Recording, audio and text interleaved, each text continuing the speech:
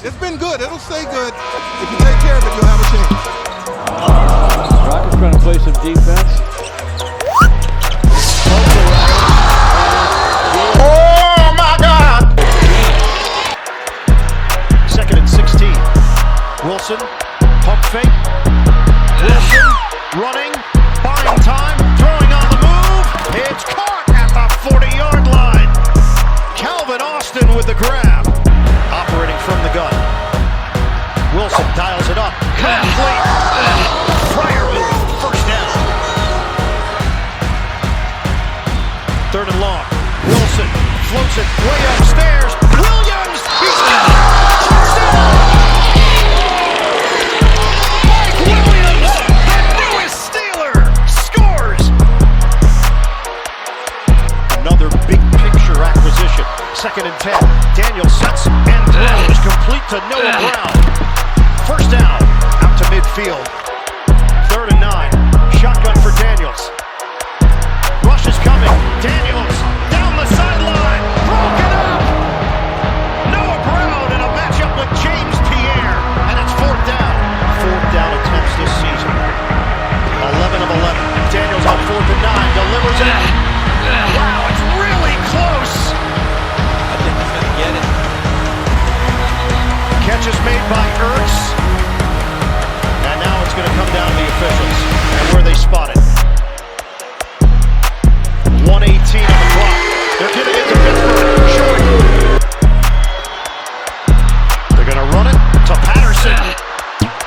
Patterson nearly got there. It's short. And smartly turned upfield to make sure he stayed in bounds. And there is a jump. Washington played it in their hands.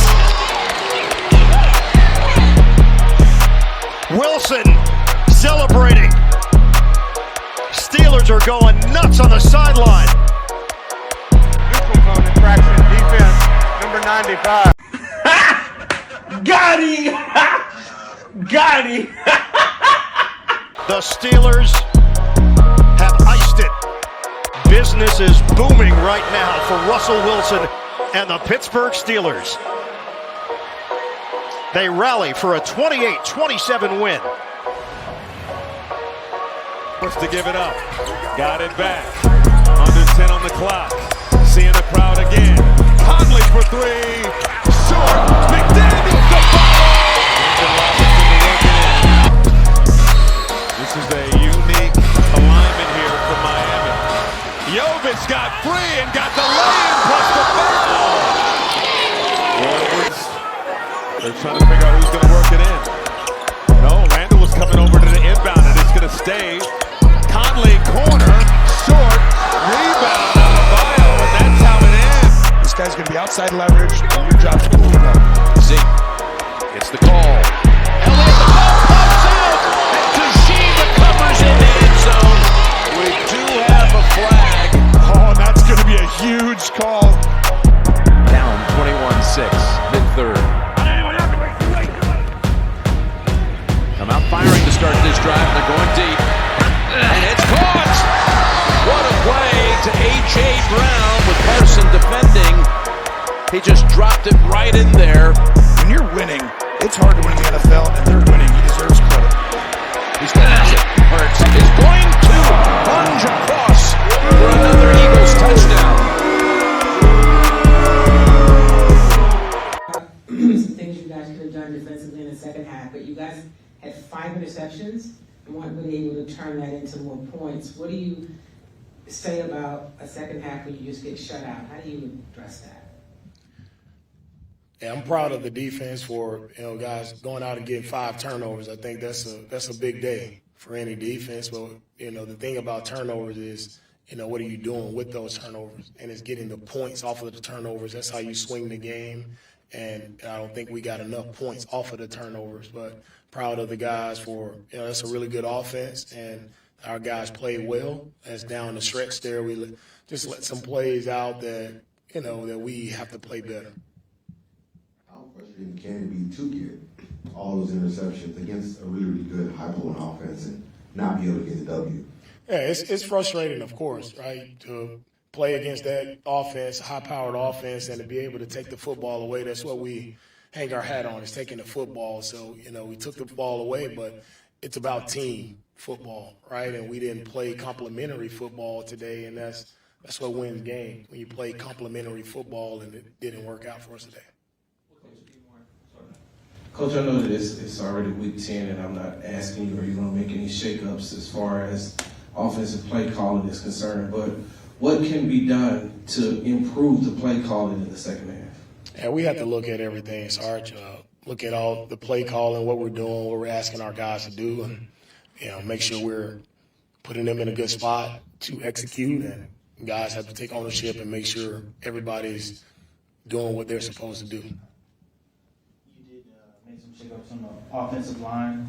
How did you feel like that group played, and do you feel like there's another need for a shakeup? Yeah, I think our guys protected well. We had Patterson in at center, moved Juice over the guard. The communication was well up front. Thought the guys protected well enough for us to make some plays. So I think the move was good there. Did it feel like, because the offense had some issues and maybe there was a quick turnaround for the defense, that things kind of started to pile up positively for the Lions on offense, and maybe the defense got a little gas there? No, we didn't get gassed. I just think, they got some runs on us when we didn't set the edge. We weren't triggering fast enough at the second level.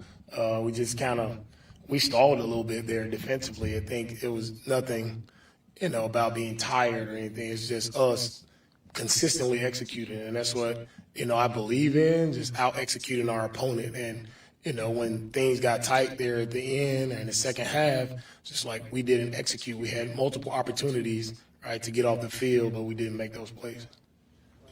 D'Amico, I know you mentioned about guys stepping up. I know it wasn't enough tonight, but what you... Welcome in, quick hitters. Welcome in, Goodymo short crew. Yeah, this was a tough one. This loss here was a tough one. Don't have much to say on it. I mean, well-fought game all the way through. On prime time. Battle red. New uniforms. The stage was set. I just remember saying in the past on big primetime games, when the Texans wear the battle red, it seems like something goes wrong. They don't pull out a win. This one don't feel like that. Don't feel like that in this one. Texans should have won this game, plain and simple. They owned it all the way through, dominated the Lions, almost to start to finish. Did they get laxed? I wouldn't say they got laxed. I think, last moments, the Detroit Lions, they were able to shake through a couple of runs and get loose, move the ball, get themselves in position to score touchdowns or kick field goals to tie the game up. And then after that is 0-0. You got to make something happen. Usually when Houston have a lead like that, they're able to milk the clock and lean on their running game. That's why you have to credit both sides of the defense. They came in this game making sure they were going to make the team one-dimensional. They was going to make C.J. Stroud one-dimensional. They was going to make Jared Goff one-dimensional, meaning they was going to force them to win the game. This was a quarterback's game. Quarterback have to go out there and win it. It was no running game. They was going to stuff it. Now, like I say, Detroit late shook loose, and that was the key. They finally opened it up from getting stuffed most of the game. It was all about the quarterback's play, making plays down the field, picking up first downs. And if Joe Mixon was able to shake loose, or the Houston Texans overall was able to dominate their line of scrimmage, we'll be talking about a total different game here. Mixon would have been able to milk this clock out with a good lead. Wouldn't have had enough time to get back in the game, and the Houston Texans would have won it. But, yeah, this was a tough one. I know C.J. Stroud has some throws that he would like to have back. I'm pretty sure Bobby Slowick has some play calls that he would have liked to change or wish he didn't go to. But in a game like this, you just cannot lose it at home on prime time with a lead that you had just to give it up in the final moments. That's tough to swallow. Tough to swallow. It's getting down to the nitty gritty. This team do not need to be edging no close to 500, winning one, losing one, win two, lose four. They can't get in this kind of cycle. We already narrowing down now, getting ready for the playoffs that's going to be coming soon. This was a tough loss at home, plain and simple. And the Detroit Lions came down here and they took one away. They snuck out with one. Unfortunate. But defense played nasty, aggressive all night. The protection on C.J. Stroud, hey, I give the offensive line a tip of the hat. They protected C.J. Stroud. Total different from last week. Now, for the run blocking, that wasn't there, but credit Detroit Lions defense. They had to play too. But bottom line in this game, Texans didn't make enough plays in those final moments to win. Detroit Lions did. And if Houston could have found some kind of opening to get loose on some running plays late, they would have been winning this game. They had the ball on their court. All you had to do is pick up a couple of first downs. It's all you. Detroit Lions should have never got the ball back with any time left if the Texans would have took care of their business. So, hard to swallow. Going to be hard to sleep tonight on this one. Just got to learn from it. But we're going to get more into D'Amico Ryans. I'm pretty sure C.J. Stroud get up there, say a few words. But, man, this one here was tough. And also, I want to mention that none called on a pass interference. That was tragic. You have to make that call. I think if it's any other team besides the Houston Texans, that flag comes out. Just seems like they always get the bad end of the stick. Now, we're not going to say that would lost the game. We don't want to say that. But I tell you what, it could have won it. Yeah, could have possibly won it. The man clearly hit the receiver early on that one. No doubt about it. Hutchinson got to him before the ball got there. So we might be talking about a different situation here at the end of this game if they make that call. But even saying that, that's not what lost Houston Texans the game.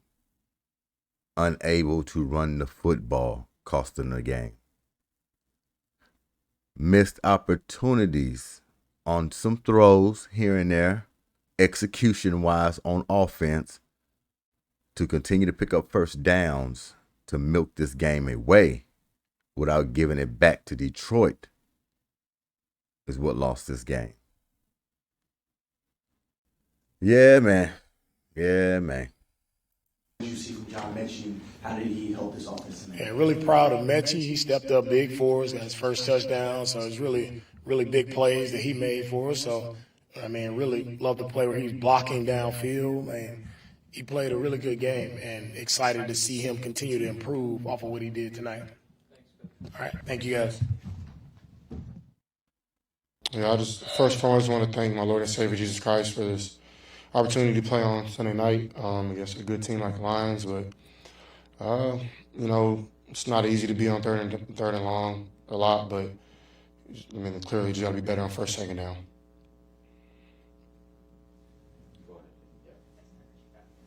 Can you kind of take us through what happened on that first throw of the third quarter where he threw the interception?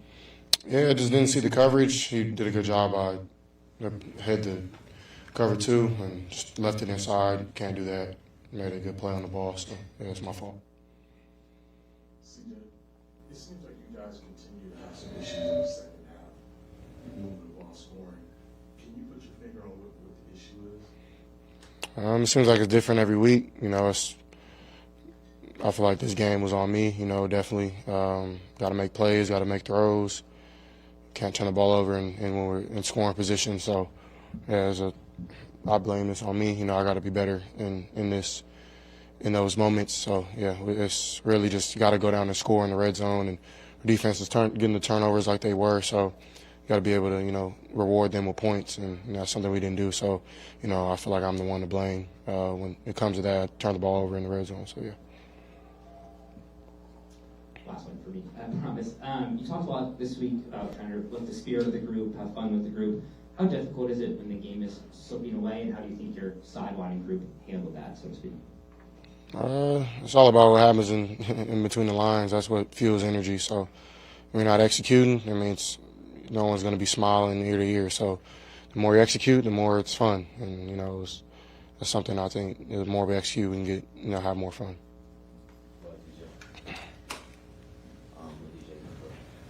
I'm not sure if someone's already asked you this. I just got in here, but seeing how well the defense played, being able to force all the turnovers, how frustrating kind of loss like this be? Very. Yeah, it's not easy. Definitely should have won this game, so it's not easy. CJ, what did you make of the game plan, what you guys put together on offense, and kind of some of the issues you had? At least he's owning it. He's putting the game on him. He know he missed some throws. He turned the ball over. And also know they should have won this game. So as bad as it is, at least you have a quarterback up here taking the blame. He don't mind taking the blame. He know what went on out there. A few extra throws here or there, they could have went the right way, not turning the football over at all, and being able to just run the football. Something they couldn't do. They've been doing all the way through week 9. But Detroit came ready. That front seven came ready.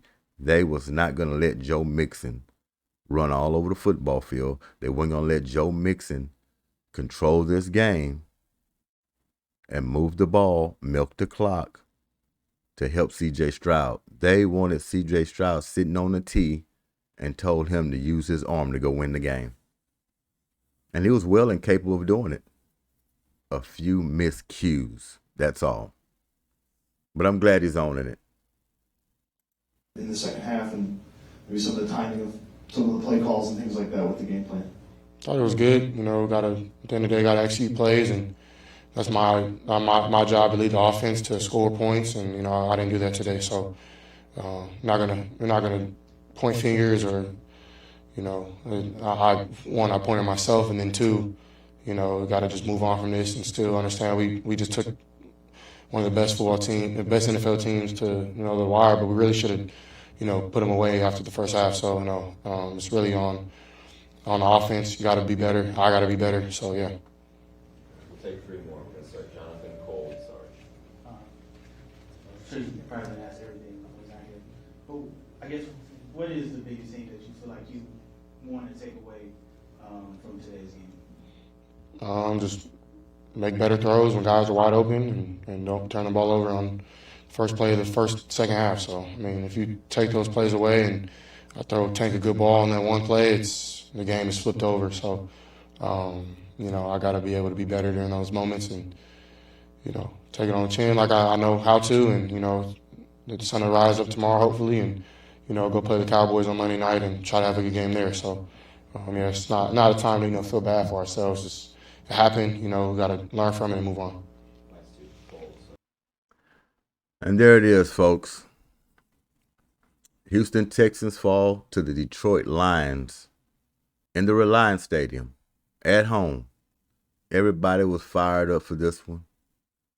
Tailgating, battle red, huge team you're playing against, feeling good this season, and had every opportunity to pull this game out.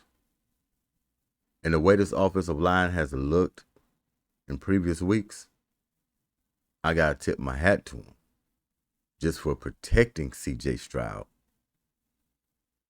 They just did a poor job on run blocking in this game. One-dimensional will get you beat. It will get you beat. Tilt your hat to them. They came in here and they took care of business at the end. Texans owned it all the way through. But you don't take care of all those turnovers you got and turn them into points. Team hangs around. They gain confidence and they say, you know what? Let's go ahead and go win this game. Don't look like the Texans want it. And you let a great football team, which they are, hang around. You don't put them away. They will come and put you away.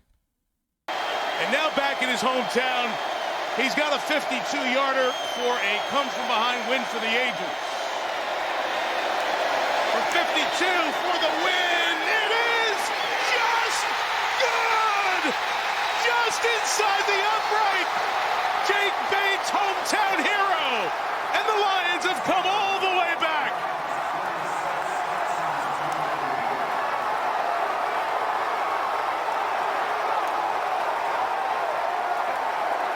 A remarkable victory, 19 unanswered points. For the second time in this now 7-game win streak, Bates is the hero, and he does it back in his hometown. Mike, I'll tell you one thing. It's a good thing they didn't put an extra coat of paint on these uprights, because we have seen them slide by all night long. One more time. What a football game.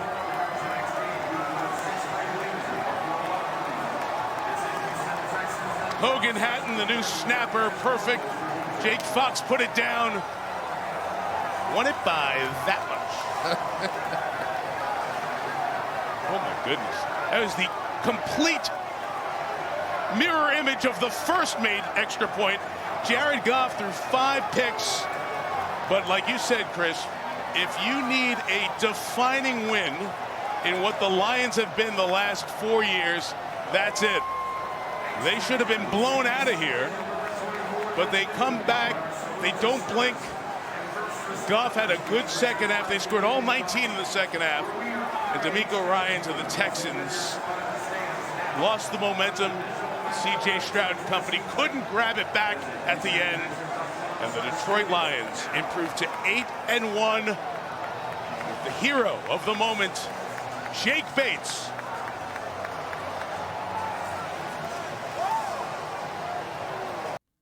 The GSQH Goodymo Sports Quick Hits.